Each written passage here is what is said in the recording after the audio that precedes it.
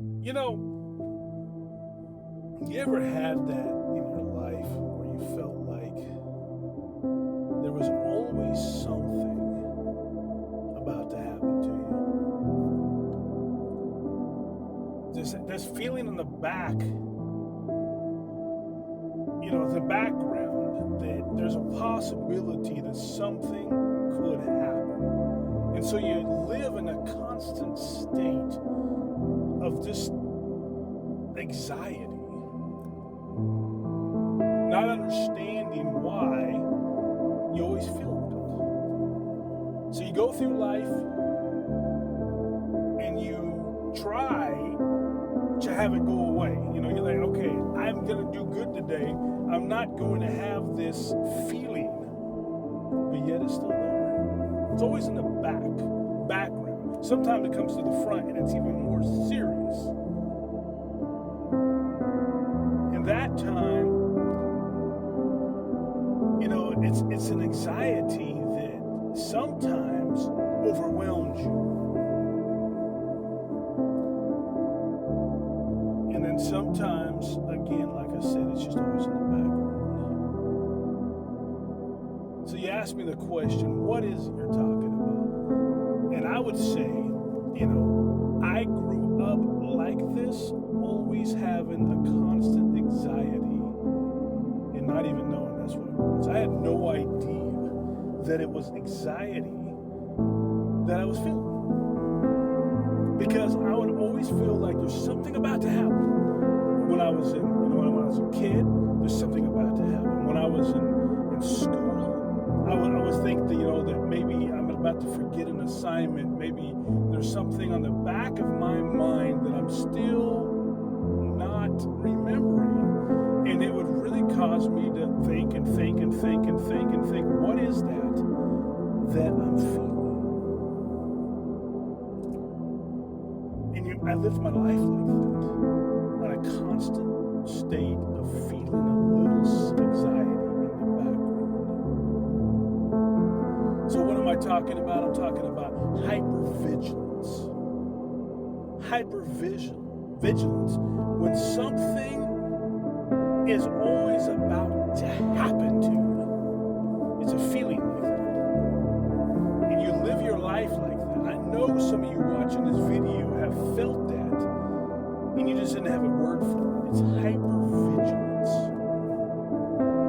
It's a feeling of something always about to happen. So it puts you on edge all the time. It's kind of like you have to have this tactical awareness all the time, because there's always some possibility.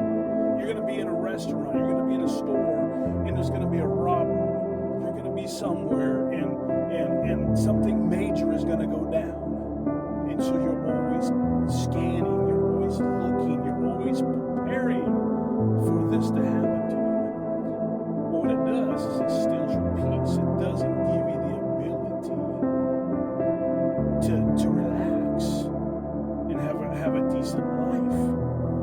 And so let's go even deeper with this. What is it doing to you? Well, there's two parts to your nervous system. This is the sympathetic and the parasympathetic nervous system. Okay, when you're in the woods, you're somewhere, and all of a sudden a bear runs at you. Well, your body is designed to go into what's called sympathetic. Your nervous system goes into this state, and it takes the blood away from things that don't need to have blood right now, like your digestion, your different systems in your body that don't need it right now. It takes it away from that and gives it to your big muscles and your, that kind of stuff, so that you can get away. It's called fight, flight, or freeze. And in this case, something's running at you, you're going to run. Fight. The flight part. Sometimes you're in a place to where you got no other chance, but so you have to fight. And there's other times when you freeze, and that's the only option you got. But the way our nervous system is, you're supposed to go back into what's called the parasympathetic nervous system. It's kind of like a parachute comes out and brings you back down to a relaxed relaxed state. But what happens with hypervigilance is you don't come back down. And you're not in the woods where a bear's running at you. You're not in a situation where you have to fight, but you feel like you are, because there's something always about to happen. So you wonder, what am I going to do in this situation? So your body is always in a, I'm not going to say always, but a lot of time it's in a state of fight, flight, or freeze. Sometimes even fall. There's a fourth one where you would basically be in a situation where you would have to basically beg for someone to not hurt you or whatever. That'd be like a fawn situation. That can happen in a domestic abuse situation too, where you're willing to do whatever it takes to get that person to not hurt you physically or mentally or psychologically or whatever.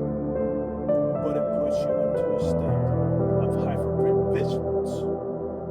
Okay?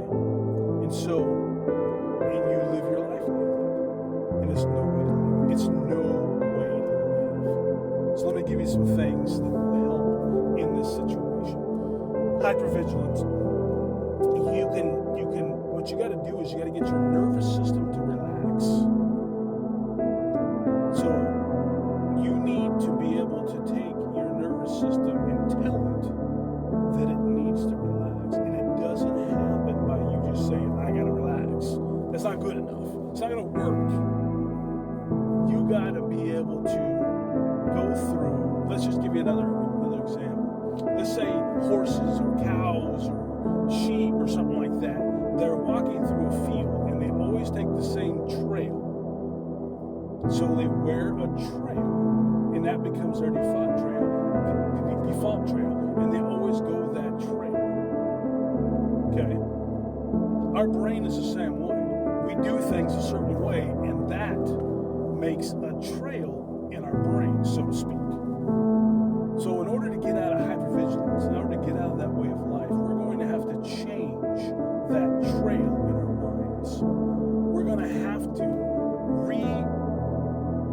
make a new default. And it's going to take some time. It's going to take you 3, 6, 9 months, 12 months, whatever, of doing something different, of speaking right things to relax yourself, of learning what I call 888. Breathe in your mouth for 8 seconds, hold it for 8 seconds, and let it out for 8 seconds. When you let it out your nose. Do that 8 times. That can reset your nervous system. You can try that. You can do things like worry. Okay, when you're going to worry, set schedule your worries. Let's say you work and you get off at like 5 o'clock in the afternoon. Don't worry about anything until you get off.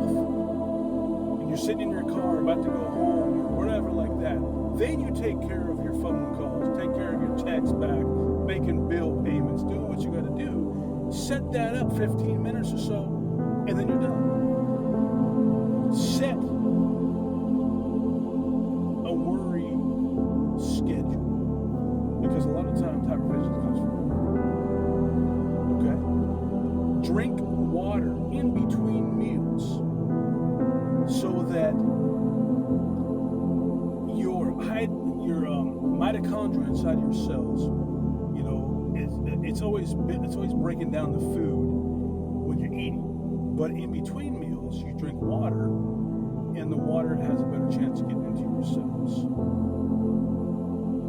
And here's another thing that you can keep in mind. It's not your responsibility to manage other people's emotions.